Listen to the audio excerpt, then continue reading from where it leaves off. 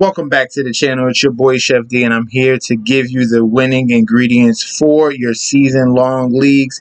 This will be the Week 3 waiver wire for Week 3, and these are some guys I really took a keen eye to that really exploded for kind of like not pretty much back-to-back weeks. So you saw first week that can be an anomaly. The second week tends to become a trend, all right? And that's what I was looking for. All these guys I'm speaking about should be in your leagues, about 50% in your leagues. The last one is probably going to be a little bit less, but you just have to make sure, just because he is not the lead back, he is a number 2 option, but he is a great option in a PPR situation. So the first 2 guys I'm going to talk about, the first one is going to be KJ Osborne. We got right here for the Minnesota Vikings, running in that slot position alongside Justin Jefferson and Adam Thielen. I think the reason why he's been going off the past 2 games is because their struggle for the tight end position. Obviously, they like to run 2 tight ends. Right now, they only have 1, which is Tyler Conklin.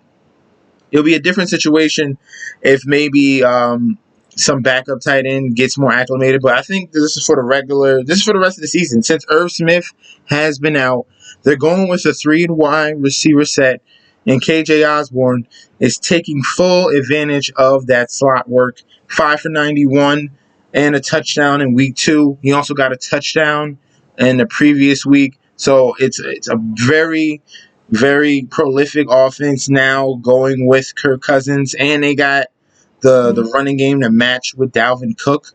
So it was a nice 1-2 punch. Kirk Cousins was able to spread the ball around and pass out 3 touchdowns. That's not going to happen each and every game.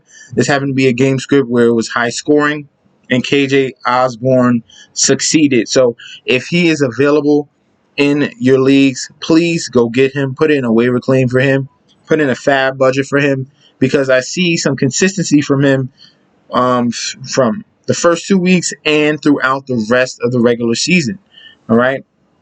The next wide receiver we're going to talk about, and this happens to be in the same exact game, will be Ronald Moore that we got right here.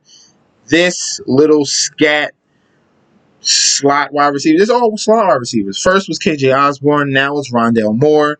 He was able to take full advantage of his opportunity in limited snaps, because he is not the guaranteed guy that's getting the slot snaps. It's partial Christian Kirk, and the other part is Ronald Moore. So he's getting a little bit of a portion out of that, because he has to split some time with AJ Green. There's DeAndre Hopkins. There's 4 mouths to feed on this offense, but the main 3 are going to be Hopkins, Christian Kirk, and Ronald Moore. Ronald Moore had a nice benefit to the fact that he had a big reception, over 70 yards on a busted coverage, and he was able to take it to the house. He finished with 7 receptions, 8 targets, 114 yards, and 1 TD. Like I said, mainly it was because of that busted coverage, all right? But we like what we see out of Ronald Moore, the rookie out of Purdue, 5'7", fast and shifty. And this is someone you need to put pretty much the same amount of fab on him as KJ Osborne, because these are 2 upstart wide receivers that should be in your benches. If you have an injury, you can put him in like an emergency situation, all right? So next guy we're going to go to will be Cordrea Patterson. This is for your running back position, and this is a dual threat.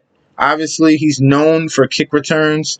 Cordrea Patterson had 7 rushes working behind Mike Davis. This happened to be a game script where the Falcons were down, obviously down big against the Super Bowl champions and Tampa Bay Buccaneers.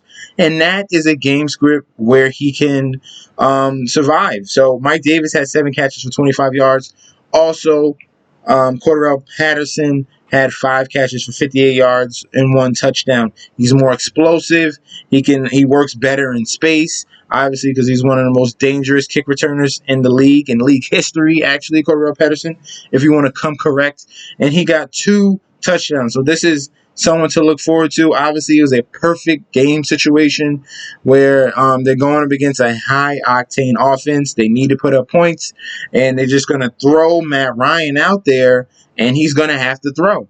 So as you can see, he had 46 attempts, 300 yards, 2 touchdowns, and 3 interceptions. So poor performance from Matt Ryan, but we don't care about that. We care about the exposure that Cordrea Patterson is having in this offense. And if it's a game script where they're going to be down, you expect him to do very well. All right. Next guy we're going to look at is going to be Sony Michel for the LA Rams.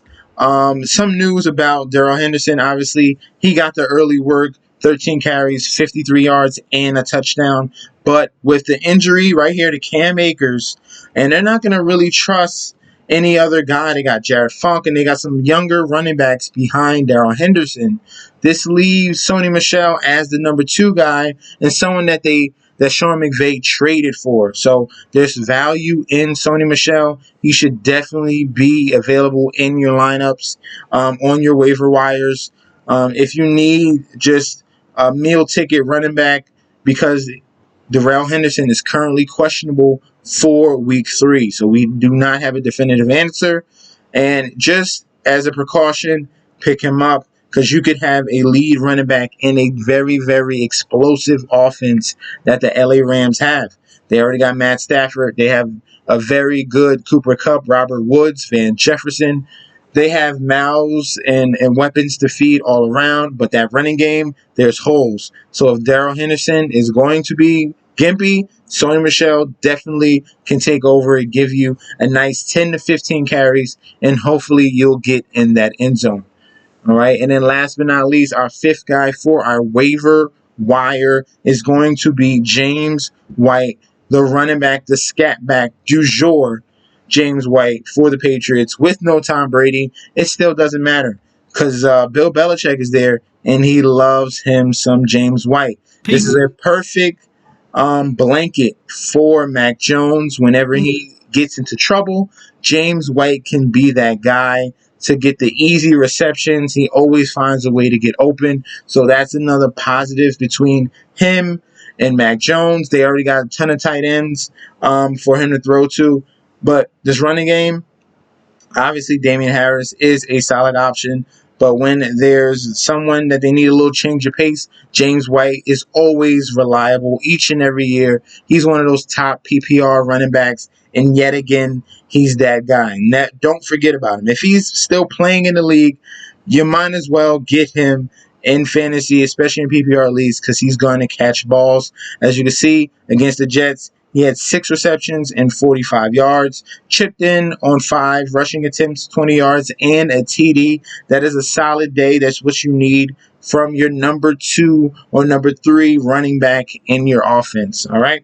And that is going to be this week's waiver that we have going for you guys. If I had a particular order, we're going with in this order. Okay, we're going to go KJ Osborne, Ronald Moore, James White, Sony Michel, and then last would be Cordrea Patterson. Hope you guys get these very explosive, cheap, because you're getting these guys in a waiver, man.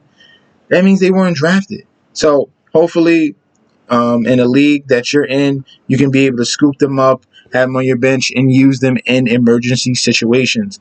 All right, thank you guys for tuning in. Don't forget to like, comment, and subscribe to the channel.